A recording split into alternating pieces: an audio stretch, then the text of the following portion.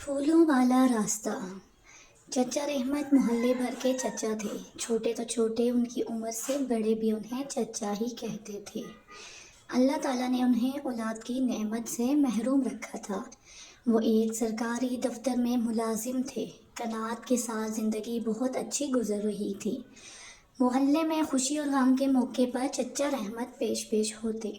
کوئی بیمار پڑ جاتا تو اسے ڈاکٹر کے پاس لے جانے میں مدد کرتے۔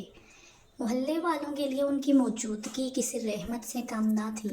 چچا رحمت جس دفتر میں کام کرتے تھے، کچھ عرصے پہلے ایک ایسا افسر تبادلہ ہو کر آیا جو ہر سائل سے کام کرنے کے لیے نذرانہ طلب کرتا تھا۔ وہ چاہتا تھا کہ اس کے ماتحت ملازمین خود بھی پیسے کمائیں اور اس کے لیے بھی پیسے اکٹھے کریں۔ کچھ ملازمین تو اپنے افسر کے رنگ میں رنگ گئے، مگر رحمت چچا اپنے اصولوں پر چلنے کے عادی تھے۔ وہ نیکی کے راستے پر چلتے رہے۔ افسر بھلا اسے ماتحت کو کیوں کر پسند کرتا؟ انہیں بدنام کرنے کے لیے ان پر رشوت لینے کا جھوٹا الزام لگا دیا گیا۔ بات اوپر تک گئی۔ سرکار کی طرف سے معاملے کی چھان بین کرنے کے لیے کمیٹی بنا دی گئی۔ اس عرصے میں چچا رحمت کو معطل کر دیا گیا۔ محلے والوں کو جب معاملے کا علم ہوا تو سب مل کر کمیٹی کے سامنے پیش ہو گئے۔ کمیٹی کے سربراہ نے محلے والوں کی زبانی چچا رحمت کی شرافت کے قصے سنے تو اس نے کہا، یہ محلے کا نہیں، محکمہ کا معاملہ ہے، میں تفتیش کر رہا ہوں۔ محلے والے اپنا موقف بیان کر کے وہاں سے چلے گئے۔ چچا رحمت کو اس وقت حیرت کا جھٹکا لگا تھا جب اس رشوت خور افسر ریاض الدین نے انہیں فون کیا۔ اسکرین پر نمبر دیکھ کر چچا رحمت نے علیگ سلیگ کے افسر نے پوچھا، کیا تم کل میری کوٹھی پر آ سکتے ہو؟ جی سر، حاضر ہو جاؤں گا، چچا رحمت نے جواب دیا۔ دوسرے دن 10 بجے اپنے افسر کی کوٹھی کے سامنے موجود تھے۔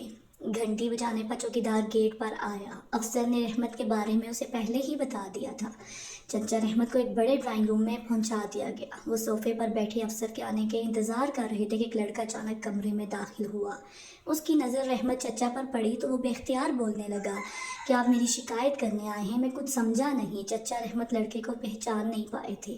میں تیمور ہوں، تیمور ریاض، وہی تیمور جسے تیمور ابھی اتنا ہی کہہ پایا تھا کہ ریاض الدین ڈرائنگ روم میں داخل ہوا۔ اس نے تیمور کو دیکھتے ہی سخت لہجے میں پوچھا، تم یہاں کیا کر رہے ہو؟ میں اپنی کتاب لینے آیا تھا۔ تیمور نے میز سے اپنی کتاب اٹھاتے ہوئے چچا رحمت پر نگاہ ڈالی۔ خوف کے مارے تیمور کا دل دھک دھک کر رہا تھا۔ اس نے ڈرائنگ روم سے باہر جاتے ہوئے دوبارہ مڑ کر چچا رحمت کی طرف دیکھا۔ میں نے تمہیں اس لیے یہاں بلایا ہے کہ کیونکہ اپنی نوکری کے پیچھے ہاتھ دھو کر پڑے ہو، ویسا ہی کرو جیسا سب کر رہے ہیں۔ انکوائری کمیٹی کبھی تمہارے حق میں فیصلہ نہیں دے گی، کیونکہ چچا بے ساختہ بولے، کیونکہ وہ سب آپ کے ساتھ ملے ہوئے ہیں۔ رحمت چچا کی بات سن کر ریاض الدین نے کہا، آدمی تم ٹیڑھے ہو، عقل کا تقاضا یہی ہے کہ وہی کرو جیسا میں کہتا ہوں۔ اگر وہی کرو گے جو میں چاہتا ہوں تو سب کچھ ٹھیک ہو جائے گا۔ سوچ لو، ایسا سنہری موقع بار بار تمہیں نہیں ملے گا۔ سوچ لو، اچھی طرح سوچ لو۔ میں نے سوچ لیا ہے کہ وہی کرو گے جیسا میں کہہ رہا ہوں۔ ریاض الدین نے چچا رحمت کی بات درمیان سے اچک لی۔ میں نے سوچ لیا ہے کہ میں وہی کروں گا جیسے کرنے کا حکم میرے اللہ اور پیارے نبی نے دیا ہے۔ میں حلال روزی کماؤں گا، کسی صورت حرام نہیں کھاؤں گا۔ چچا رحمت یہ کہہ کر باہر جانے کے لیے اٹھے تو ریاض نے تلخ انداز میں کہا، تم جیسے لوگ ترقی نہیں کر سکتے۔ میں تو چاہتا تھا کہ تمہاری نوکری بچ جائے، لیکن تم خود اپنی نوکری کے دشمن بنے بیٹھے ہو۔ تم پر لگایا گیا جھوٹا الزام سچ ثابت ہو جائے گا۔ چچا رحمت اپنی جگہ سے اٹھے تو ایک آواز ان کے کانوں میں پڑی، آپ رک جائیے۔ یہ آواز ریاض الدین کے بیٹے تیمور کی تھی۔ ریاض الدین نے گھور کر اپنے بیٹے کی طرف دیکھا۔ چچا رحمت کے اٹھتے قدم رک گئے۔ تیمور ریاض کوئی وقت ضائع کیے بغیر بولا، پاپا آپ ٹھیک نہیں کر رہے، یہ سچے اور اچھے انسان ہیں، یہ میرے محسن ہیں۔ تمہارے محسن؟ ریاض الدین نے دہرایا۔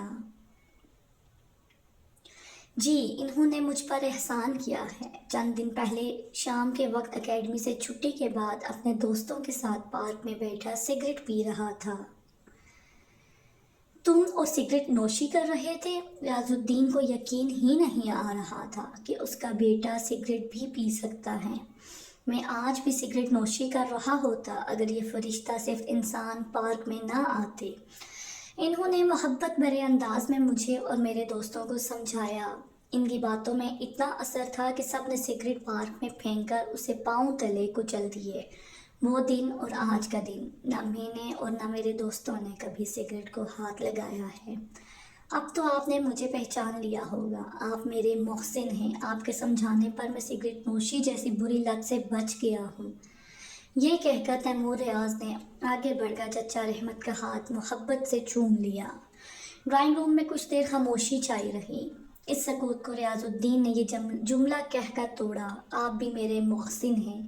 میرے بیٹے کو سگریٹ نوشی جیسی عادت سے بچا کر آپ نے مجھ پر احسان کیا ہے، ورنہ کچھ دنوں بعد وہ اس سے بھی آگے بڑھ سکتا تھا۔ میں اپنے کیے پر نادم ہوں، معذرت چاہتا ہوں۔ یہ کہتے ہوئے ریاض الدین کی آواز بھر گئی، تم سے آپ تک کے سفر میں جو تکلیف چچا رحمت کو برداشت کرنی پڑی تھی، انہوں نے وہ تکلیف بھلا کر ریاض الدین کو دیکھ کر کہا، مجھے شرمندہ نہ کریں، بس گزارش یہی ہے کہ پرخار راستوں پر مت چلیں، پھولوں والے راستے کا انتخاب کریں۔